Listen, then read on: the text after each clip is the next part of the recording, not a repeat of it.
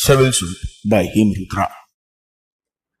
Good morning, नून, afternoon, evening, night, जब भी देख रहे होंगे मैं लेके आया लेक्चर नंबर 9 और मैं आज अलग टाइप के न्यूमेरिकल्स लाया। आज भी अपन देखेंगे 2-3 न्यूमेरिकल, लेकिन देखो पहला लिखा है बोर्ड पे, दिख रहा, पढ़ता मैं, यही ध्यान देना। साथ में क्या करना है तुमको, अपना रजिस्टर, पेन और कैलकुलेटर लेके बैठना है, ठीक है। चलो इधर देखो क्या बोलेगा उसने, इनर टेंशन टेस्ट। ये वो टेस्ट रहती है जिसमें रॉड को टेंशन दिया जाता, खींचा जाता। A metallic rod of diameter 16 mm। अरे सबसे पहली चीज क्या दे दी उसने मुझे, डायमीटर दे दिया। तो चलो यहाँ पे डायमीटर यानी कि डी मिल गया, डी पर से एरिया कैलकुलेट हो जाता है, यानी एरिया का वादा नहीं। उसने बोला टेंशन टेस्ट में मेटेलिक रॉड है जिसका डायमीटर है 16 mm, produces N elongation of 48 mm। अब 2 मिनट ध्यान से सुनना, कुछ वर्ड्स है जो यूनिवर्सिटी बोलो, एमएसबीटी बोलो, बार बार रिपीट करती, जैसे कि या तो वो बोलेंगे इलोंगेशन, नहीं तो वो बोलेंगे डिफॉर्मेशन, या तो वो बोलेंगे डायरेक्ट चेंज इन लेंथ। बराबर है। अगर इलोंगेशन बोला जाए, डिफॉर्मेशन बोला जाए, चेंज इन लेंथ बोला जाए, ध्यान में रखना उसने तुम्हारे को डेल एल दिया हुआ है। क्या बोलता है वो कि produces N elongation of 48 mm, यानी कि इलोंगेशन यानी डेल एल दिया हुआ है, when subjected to a 90 kilo newton load. अरे लोड म्हणजे उसने पी दिया हुआ है 90 kilo newton. The length of the bar is 150 mm, length दे दिया L 150 mm। Find modulus of elasticity. अब अगर पहले के लेक्चर देखे हुए हैं और ये डायरेक्ट सेकंड एक कैमरे में से शिकायत, लेकिन अगर नहीं देखे भाई 2 मिनट के लिए जाओ, पहला, दूसरा, तीसरा, चौथा, ऐसा पूरा सीरीज में देखते हुए आओ, क्योंकि अगर वो नहीं देखे तो ये नहीं समझेगा ना। ठीक है, अब सुनो यहाँ पे उसने क्या निकालने बोला मुझे, मॉड्यूलस ऑफ इलास्टिसिटी। 2 नाम, एक काम, झंडू बाम। क्या है, या तो उसको बोल लो मॉड्यूलस ऑफ इलास्टिसिटी, या तो उसी को बोल लो तुम तुम्हारा यंग्स मॉड्यूलस। मैंने ये भी बताया था कौन से साल में क्या क्यों हुआ था, वो नाम क्यों रखा गया था। काहे से डिनोट होता मॉड्यूलस ऑफ इलास्टिसिटी या यंग मॉड्यूलस, ई से। कैसे निकलता है ई, तो स्ट्रेस अपॉन स्ट्रेन। बात सही है। अब स्ट्रेस अगर निकालना है तो मुझे चाहिए पी बाय ए, यानी कि लोड अपॉन एरिया। देखो उसने मेरे को लोड दिया है और डायमीटर दिया जिससे मैं एरिया निकाल सकता, यानी मैं लोड अपॉन एरिया से क्या निकाल सकता, स्ट्रेस। फिर अगर स्ट्रेन निकालना है तो स्ट्रेन का फॉर्मूला रहता डेल एल अपॉन एल। तो डेल एल यानी कि इलोंगेशन उसने मेरे को दिया और लेंथ ऑफ द बार भी मुझे दिया, यानी कि डेल एल और एल भी दिया है। अगर ये दोनों भी है, ये दोनों भी है, तो मैं सिग्मा और ई निकाल सकता। एक बार सिग्मा बाय ई आ गया तो मैं डायरेक्टली क्या निकाल लूंगा, मेरा मॉड्यूलस ऑफ इलास्टिसिटी। अब ये जो न्यूमेरिकल है, ये न्यूमेरिकल आप 2 तरीके से सॉल्व कर सकते हैं। मैं दोनों तरीके तुम्हारे को बता देता, ठीक है। लेकिन अब ध्यान से सुनना, कुछ यूनिवर्सिटीज में, मैं बाकी के सब्जेक्ट्स में बोल चुका हूं, अगर बाकी की सीरीज नहीं देखी आपने तो कुछ यूनिवर्सिटीज में ना 2 कलर के पेन्स अलाउड रहते। The student can use blue and और ब्लैक पेन, ऐसा इंस्ट्रक्शन में लिखा रहता आंसर शीट के पहले पेज के बैक साइड पे। अगर ब्लू एंड और ब्लैक ऐसा बोलता है वो, यानी कि ब्लू एंड ब्लैक या तो ब्लू और ब्लैक, ऐसा आप यूज कर सकते हैं, तो बिल्कुल यूज कीजिए। बाकी कलर तो अलाउड नहीं है, तो आप ब्लू और ब्लैक पेन से यूज करना, प्रॉपरली लिखना है कि नहीं, ज्यादा मार्क्स मिलते। इधर देखो करता बिगिन में जैसा क्वेश्चन दिया हुआ है, क्या लिखेंगे सबसे पहले अपन इस क्वेश्चन का, अपन सबसे पहले लिख लेंगे गिवन डेटा। और देखो अब एक एक लाइन पढ़ना, जो जो डेटा दिखता है वो लिखते चलना। इन अ टेंशन टेस्ट, फालतू की जानकारी मेरे को कोई लेन देन नहीं। A metallic rod of diameter 16 mm, diameter दिया है करके मैं लिख लेता डी 16 mm का। Produces N elongation of 48 mm, elongation यानी कि डेल एल कितने का दिया है, 48 mm का। When subjected to 90 kilo newton load, load यानी कि P दिया हुआ है 90 किलो न्यूटन। अच्छा, किलो न्यूटन को न्यूटन करने के लिए क्या करेंगे, into 10 to the power 3 Newton. The length of the bar is 150 mm, length भी मुझे दिया है उसने 150 mm की। फाइंड मॉड्यूलस ऑफ इलास्टिसिटी, तो मैं लिख लेता गिवन डेटा के बाद टू फाइंड, और क्या फाइंड आउट करके देना है उसको, मॉड्यूलस ऑफ इलास्टिसिटी, यानी कि कैपिटल ई कितना है। बात सही है। करता बिगिन में लिखने से सॉल्यूशन। अब ये पहले तरीके से बता रहा, दूसरा तरीका मैं बताऊंगा, क्योंकि मैंने बोला यही न्यूमेरिकल 2 तरीके से सॉल्व होता, तो पहले पहला तरीका देखो, फिर दूसरा तरीका देखो, है कि नहीं। सॉल्यूशन लिखने के बाद में करता बिगिन में, मेरे को डायमीटर दिया है यानी कि एरिया निकाल सकता, तो सबसे पहले हर बार अपन निकाल लेंगे एरिया ए। डायमीटर है यानी सर्कुलर है करके पाई बाय 4 डी स्क्वायर, मतलब पाई बाय 4 इंटू 16 का स्क्वायर, 16 mm का डायमीटर है। सब लोग ले लो कैलकुलेटर, मैं भी ले लेता कैलकुलेटर, कर लेंगे इसको solve. Fraction pi by 4 into 16 का स्क्वायर, ये आता है 201.06 mm स्क्वायर। एरिया मिल गया मुझे। अब देखो, क्योंकि मेरे पास एरिया है लोड है तो स्ट्रेस निकाल लूंगा, तो मैं लिखता पानी पे चलने वाली नाव, क्या स्ट्रेस निकाल लेंगे सिग्मा, वो कैसे मिलता है, लोड अपॉन एरिया।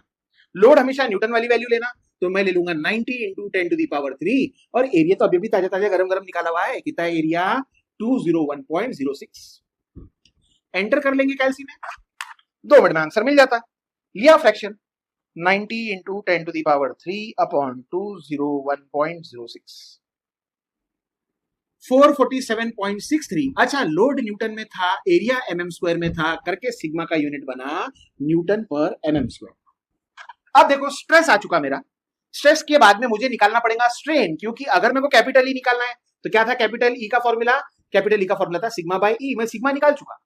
अब ई निकालना है, इसका फॉर्मूला क्या है, डेल एल अपॉन एल। देखो डेल एल भी है, एल भी है, यानी कि क्या मिल जाएगा मुझे, ई मिल जाएगा। तो मैं देखो क्या लिखता, ऑल्सो।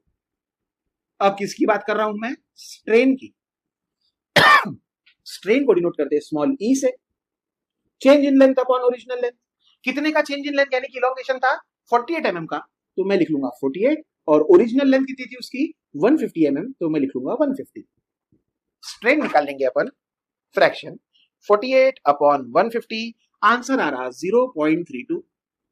डेल एल भी mm में था, लेंथ भी mm में था, mm अपॉन mm कट हो जाता, स्ट्रेन को यूनिट रहता नहीं, बराबर। अब मेरे पास स्ट्रेस स्ट्रेन, अरे सारे मसाले तैयार है, डालने का तड़के से क्या निकालने का, मॉड्यूलस ऑफ इलास्टिसिटी। तो मैं देखो क्या लिखता है यहाँ, 10 क्या निकालने बोला था, modulus of elasticity denoted by capital E, formula sigma bye E. Sigma भी है मेरे पास 447.63, ई भी है मेरे पास, कितना है ई 0.32। एंटर कर लेंगे कैलसी में, मुझे मिल जाएगा ई फ्रैक्शन 447.63 अपॉन 0.32, 1398.84। यूनिट देखो, सिग्मा का यूनिट था न्यूटन पर mm², इधर तो यूनिट ही नहीं था ई को, इसीलिए ई का भी यूनिट बनता है न्यूटन पर mm²। निकाल लिया तुमने मॉड्यूलस ऑफ इलास्टिसिटी, इधर ही कंप्लीट होता है ये न्यूमेरिकल। लेकिन ये तो मैंने बोला, ये मैंने एक तरीके से किया, दूसरा तरीका बताऊं, देखो तुमको तो मालूम है यार, अगर मुझे कोई ई निकालने बोलता है तो अपन क्या करेंगे, सिग्मा बाय ई, सिग्मा रहता पी बाय ए, ई रहता डेल एल अपॉन एल। सिखाया पहले के लेक्चर में, एकदम ऊपर वाला एकदम नीचे वाले से मल्टीप्लाई होगा, तो मैं लिख लूंगा पी इंटू एल अपॉन बीच वाले आपस में मल्टीप्लाई होंगे करके लिख लूंगा ए इंटू डेल एल। अब ये अगर फॉर्मूला बन गया मॉडुलस ऑफ इलास्टिसिटी का, चेक कर लेंगे 2 मिनट के लिए, सारा डेटा है क्या मेरे पास। पहले क्या चाहिए मुझे, पी यानी कि लोड दिया हुआ है 1 नंबर, लेंथ चाहिए दी हुई है 1 नंबर, एरिया वो तो मैंने निकाला है ना डायमीटर की मदद से, वो भी है मेरे पास, और फिर डेल एल, डेल एल भी मुझे दिया हुआ है। तो तुम्हारे पास लोड है, ओरिजिनल लेंथ है, एरिया निकालते आता है, डेल एल भी है, तो तुमको डायरेक्टली क्या मिल जाएगा, ई। तो अगर आपको ये मेथड से नहीं जाना है तो और करके दूसरी मेथड लिखता हूं, यहां पे देखो बिगिन करेंगे यही न्यूमेरिकल को वैसे ही, डायरेक्ट सॉल्यूशन से बिगिन करता है, इधर देखो। और अब ये क्या बता रहा मैं तुम्हारे को, सेकंड मेथड से बता रहा कैसे सॉल्व करते हैं, आंसर वही आना चाहिए, बराबर है। लिखता मैं यहाँ पे solution, given data to find तो वही रहने वाला है, करके सॉल्यूशन लिखता। क्या क्या मालूम है अपने को, तो अपन सबसे पहले निकाल लेंगे एरिया ए, वो कैसे निकलता, पाई बाय 4 डी स्क्वायर, मतलब पाई बाय 4 इंटू 16 का स्क्वायर। ये तो मैंने निकाल के रखा है ना कितना है, तो यहां पे मैं लिखता ए इज इक्वल टू 201.06 mm², और फिर लिख लूंगा डायरेक्टली 10 क्या निकालना था मुझे, मॉड्यूलस ऑफ इलास्टिसिटी। अगर मॉड्यूलस ऑफ इलास्टिसिटी निकालना है मतलब ई निकालना है, तो वो कैसे निकालेंगे, अभी मैंने फॉर्मूला बताया, पी एल अपॉन ए इंटू डेल एल। अब सर ये अगर मेथड आपको यूज करनी है ना, तो आपको फॉर्मूले बहुत अच्छे से प्रिपेयर होने जरूरी है। करता बिगिन में पी की वैल्यू एंटर करूंगा, न्यूटन वाली, कितना है पी मेरा 90 इंटू 10⁻³ इंटू क्या है साथ में लेंथ, लेंथ कितनी दी हुई है मुझे 150 mm, तो मैं लिख लूंगा 150 अपॉन पी एल अपॉन ए डेल एल। ए है मेरे पास 201.06 और डेल एल मुझे कितना दिया हुआ है, इलॉन्गेशन 48 mm का। एंटर कर लेंगे वैल्यूज, देखो वही आता है क्या आंसर, तो मैं लिख लेता, आप भी ले लो कैलसी हाथ में, 90 into 10⁻³ into 150 upon 201.06 into 48, answer आ रहा 1398.84 यूनिट रहता न्यूटन पर mm²। अब ये आंसर देखो, ये आंसर देखो, एग्जैक्टली सेम है, ठीक है, तो आप या तो ये मेथड से कर सकते हैं और बहुत ही शॉर्टकट मारना होगा, फॉर्मूले बहुत अच्छे से स्ट्रांग प्रिपेयर्ड होंगे तुम्हारे, तो आप डायरेक्टली ये वाला भी फॉर्मूला यूज कर सकते हैं, कोई भी एक मेथड से पेपर में करने का जो सिंपल लगे। ई निकालना था, सिग्मा बाय ई रहता तो मैंने पहले सिग्मा निकाला, फिर ई निकाला और फिर मॉडुलस ऑफ इलास्टिसिटी, तरीका नंबर 1। या तो फिर डायरेक्ट एरिया निकाल के ई के फॉर्मूले में डाल दिया जो डिराइव्ड फॉर्मूला है और ई की वैल्यू आ गई। ये हुआ न्यूमेरिकल 1। सर्कल 2 मिनट के लिए साइड में लेना है स्क्रीनशॉट, लिख के प्रैक्टिस करना है। न्यूमेरिकल 2 लेके 2 मिनट में है। हो गया लिख के? नहीं लिखा होगा लिख लेना, पॉज करके। मैं तो यही हूं ना, मैं कहां जा रहा। अच्छा, अब मैं आया दूसरा वाला क्वेश्चन लेके। अच्छा, अब एक चीज समझ के लो, वर्ड वापरा उसने अ वुडन टाई। अब क्योंकि तुम सिविल इंजीनियर हो, तुमको मालूम होना टाई क्या रहता। अगर मैं पुराने घरों की छतों को देखूंगा जो पहले लकड़े की बनती थी और फिर उसके ऊपर अपन कवेलू या तो भूसा लगाते थे, तो टाई जनरली ऐसा मेंबर रहता था जो रिज लाइन के साथ साथ पूरे पूरे रूफ पे जाता था। ये जो मेंबर रिज के पास है, ये इसको बोलते थे अपन टाई। नॉट नेसेसरीली कि वो गोल रहना चाहिए, बहुत बार टाई ऐसे रेक्टेंगुलर भी रहती थी। अरे बराबर है कि नहीं? तो अब अपने को क्या बोला है उसने, ये तो मैंने सिर्फ बताया टाई का रहता। अब देखो क्वेश्चन पढ़ता मैं, ध्यान से सुनना और हर एक चीज में तुमको लगे हाथ बताते चलूंगा। क्या बोलता है वो?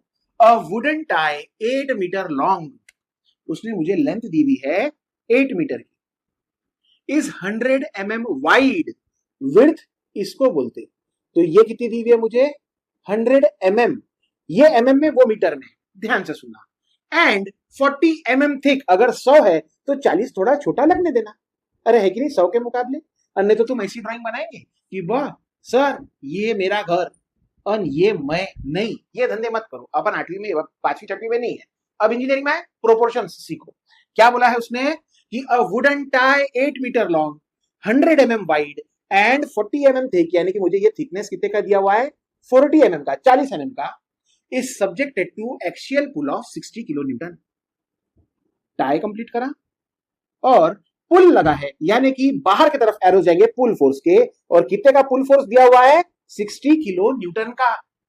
And produces elongation of 3 mm, अगर मैं पुल फोर्स लगा रहा तो वो बार लमेगा, और कितने से उसका इलोंगेशन हुआ है तो वो भी मुझे वैल्यू दे डाला। उन्होंने बोला वो बार इलोंगेट हुआ है by how much? By 3 mm।